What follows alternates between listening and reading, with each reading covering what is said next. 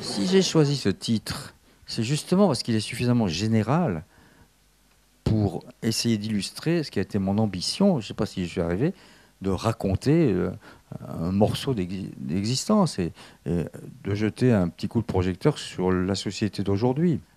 Ces personnages, on ne peut que les aimer au bout d'un moment. D'abord parce qu'ils souffrent, ensuite parce qu'ils peuvent être heureux, et enfin parce que de toute façon, ils nous ont donné le spectacle de leur existence.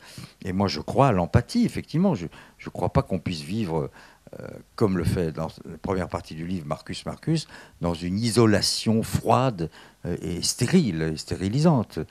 La vie, c'est les autres. Ça, c'est très étonnant, cette histoire Marcus Marcus.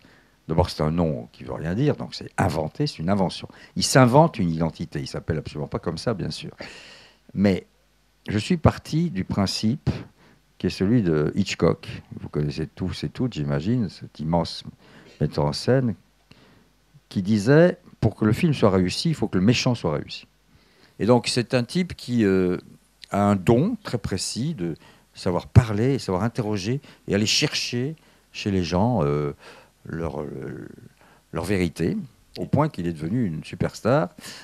Son problème majeur, c'est qu'il est incapable d'aimer dans la vie normale, et il vit dans une immense solitude. Et il n'existe pas, cet homme, mais je suis allé chercher dans tout ce que j'ai pu voir dans ma vie depuis une quarantaine d'années, sinon plus, dans le monde de la télé, mais pas seulement, de la chanson, du cinéma, du showbiz, en Amérique autant qu'en France, des caractéristiques de certains personnages que j'ai amalgamés pour en faire une fiction.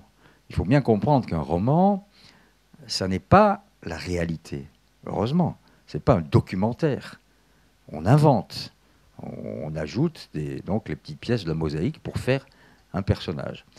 Ça fait aussi partie d'un livre, c'est quelqu'un qui vous ouvre son carnet intime et qui vous livre, un livre vous livre son univers, son paysage, sa culture. Mais ce n'est pas très important. Ce qui est important quand même, c'est, encore une fois, où on va. Qu'est-ce qui leur arrive? Pourquoi ils font ce qu'ils font? Pourquoi ils n'arrivent pas à aimer? Pourquoi ils peuvent arriver à être aimés? Il y a tout ce qui vous inspire. Il y a les conversations. Moi, je parle beaucoup avec mon épouse. J'ai la chance d'avoir une femme très intelligente, très cultivée, qui lit bien plus que moi d'ailleurs, très littéraire et qui a un très grand sens de la psychologie. Je lui raconte mes personnages. Elle ne lit pas ce que j'écris. Elle ne le lit qu'à la fin. Je lui montre jamais. Je montre à personne ce que j'écris pendant que j'écris. Mais je lui dis, tiens, voilà, Maria, elle est là. Hein, je ne sais pas très bien où je vais l'emmener, mais je voudrais faire en sorte que... Et de temps en temps, c'est elle qui m'a donné 2-3 indications. Donc voilà pour Maria. Mais oui, elle a eu une enfance douloureuse, mais ce qui me plaît chez elle, c'est pour ça que c'est un personnage de roman. Elle n'existe pas, cette fille. Elle est trop formidable, elle est trop merveilleuse, elle est trop belle, elle est trop magnétique. Elle a une capacité de s'adapter aux situations. Peut-être parce que justement, étant seule, orpheline, ayant fugué, ayant quitté ses parents adoptifs qui l'ont très maltraitée, elle est dans l'obligation de toujours juger les autres et comprendre ce qui se passe afin de ne pas être piégée.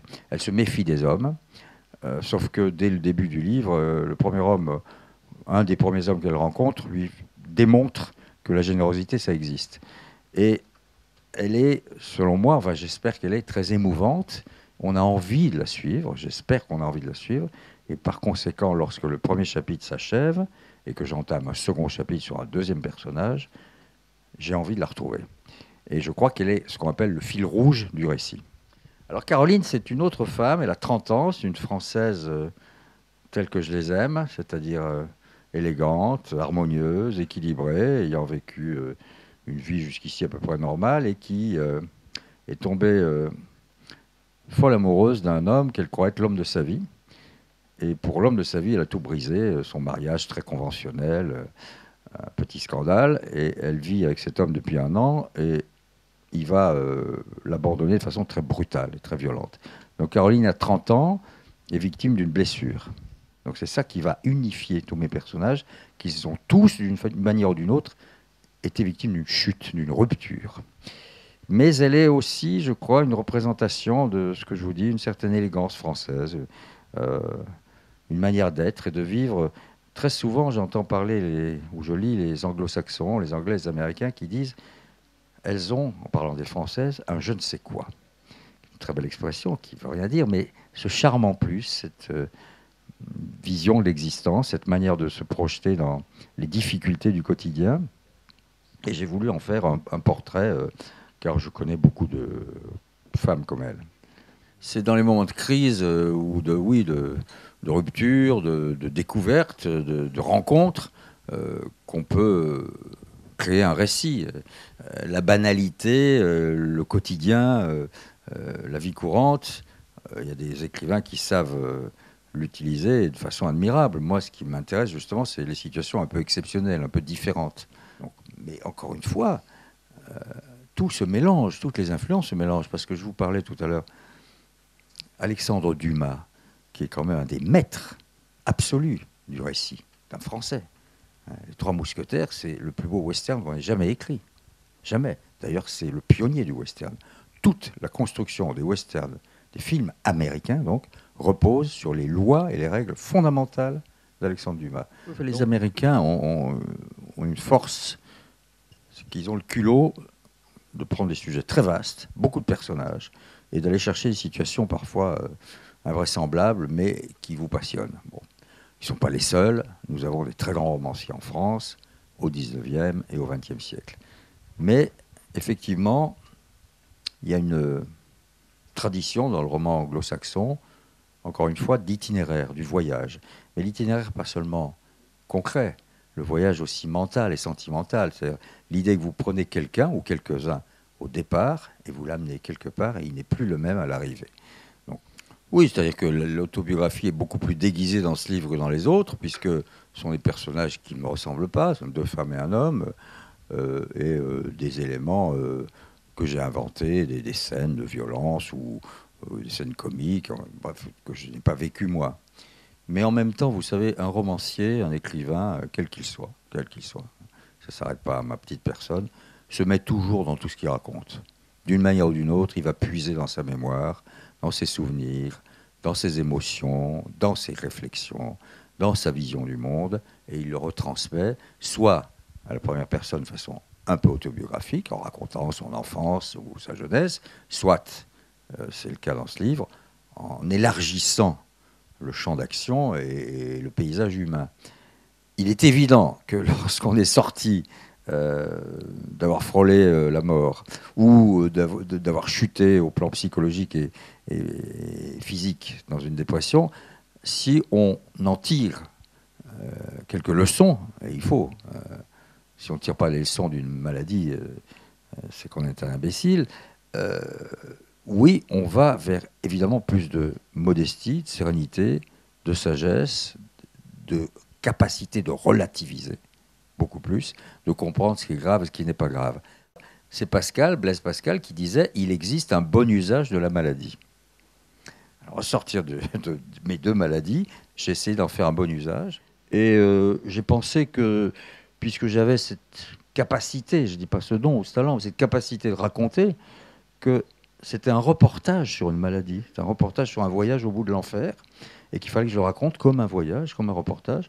Et je savais, puisque je rencontre des tas de gens qui me parlaient, que ça pouvait intéresser, puisque c'est une maladie, la dépression nerveuse, qui touche un Français sur 5, sinon sur 4.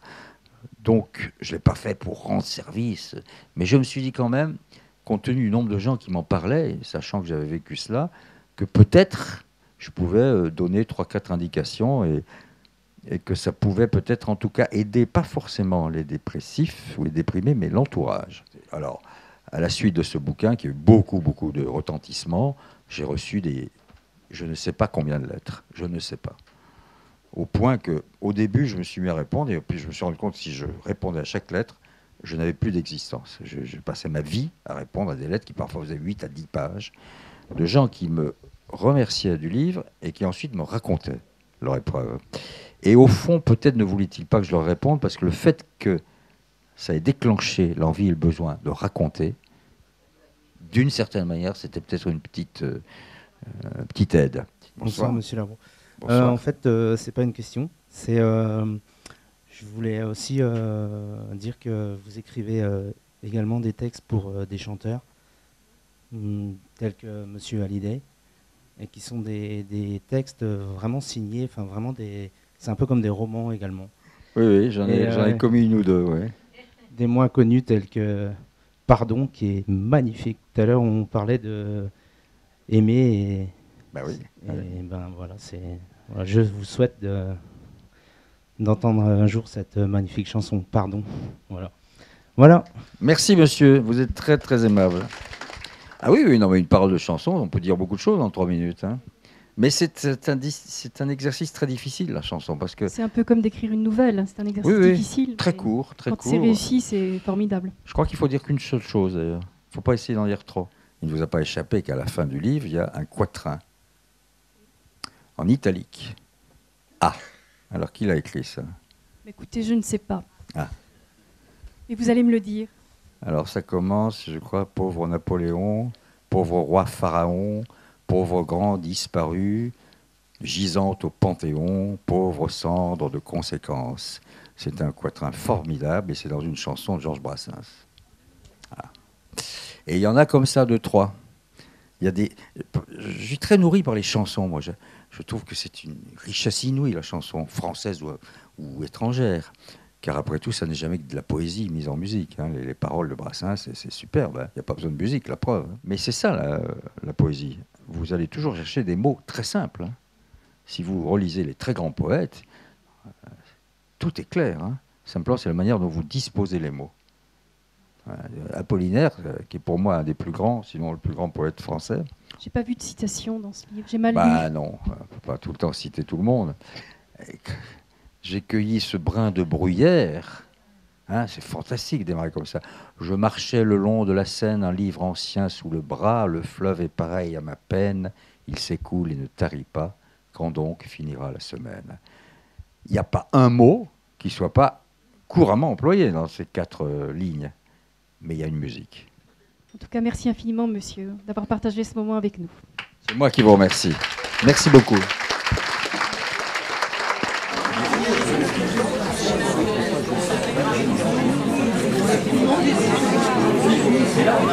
Oui.